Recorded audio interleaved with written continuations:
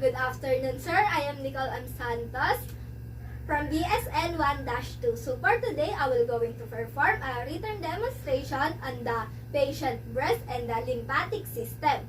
So, sir, shall I start po? Alright, thank you. Good afternoon, ma'am. I am Nicole M. Santos, a student nurse from Wesleyan University, Philippines. I will take care of you po starting 1 p.m. to 8 p.m. po. So, for safety purposes po, ma'am, may I hold your hand po as I check your ID band? What is your name po? Bernaisa Nerin Santos. How about your birthday po? April 24. Okay, ma'am, thank you po.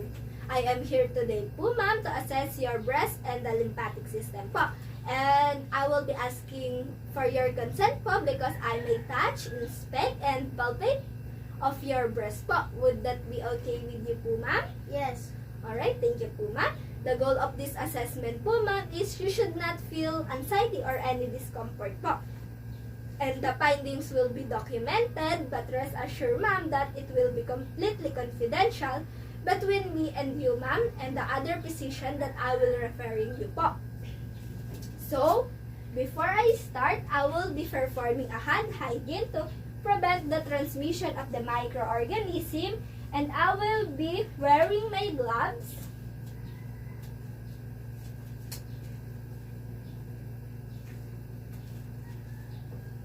And make sure that the curtains or even the door is closed for the patient's privacy. So, before we start, ma'am, I will be asking a few questions to collect your subjective data. So, ma'am, do you have family history of illnesses like breast cancer or any kind of cancer? No. How about, do you feel any kind of pain po? No. Alright, that's good to hear that, ma'am. So, now, let's moving on to assessing the general appearance of the breast of the patient for its color, shape, and symmetry in sitting position.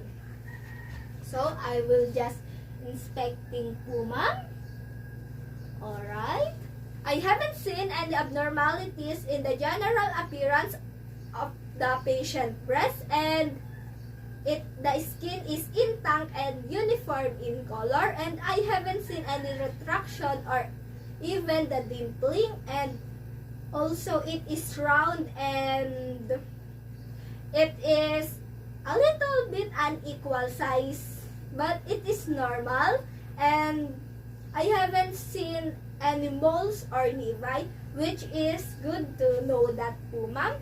And now I'm going to assess your areola po, ma'am, for its size, shape, symmetry, and visible lesions po, ma'am. Alright.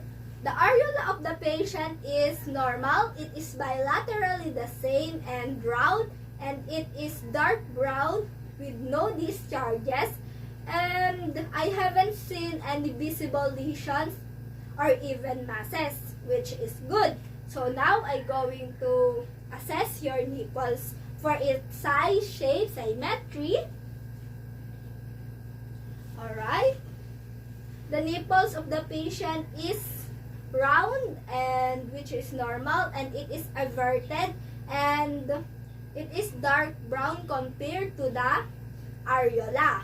So, now I'm going to palpate po of your breast for me to know if there are tenderness or any kind of masses po. So, in this procedure po, ma'am, I will be asking po if you could lie down in the supine position po. Alright, I will be assisting you po. So, in this procedure, I will be using the 3 fingers and the 3 techniques, which is the circular, wedge, and the vertical straight. So, now I'm going to do the vertical straight. Just tell me if you feel any pain, okay? Do you feel any pain? No. Okay, the other side. Do you feel any pain? No. Okay, now we will be doing the circular technique. What I'm trying to look is for the sign of tenderness, swelling, or lumps.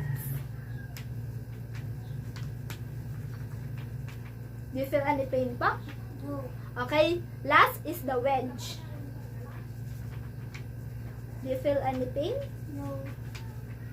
Right. Okay, the patient breast is free from the lumps, masses, nodules, and even the area of tenderness, which is good. So now, ma'am, could you raise your arm po for me to assess your axillary and the lymph nodes?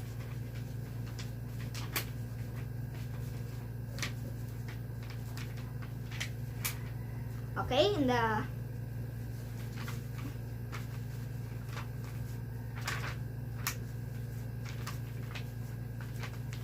Okay, so the axillary and the lymph nodes of the patient is normal. So, ma'am, do you want me to teach you the self-examination breast? Alright, ma'am, thank you. So, the assessment is done. Thank you, ma'am, for your cooperation. And the findings I will be collected, it seems to be all normal, which is good. And I will be referring you, ma'am, to the Dr. Uy for the evaluation and the other symptoms you experience po, ma'am. So,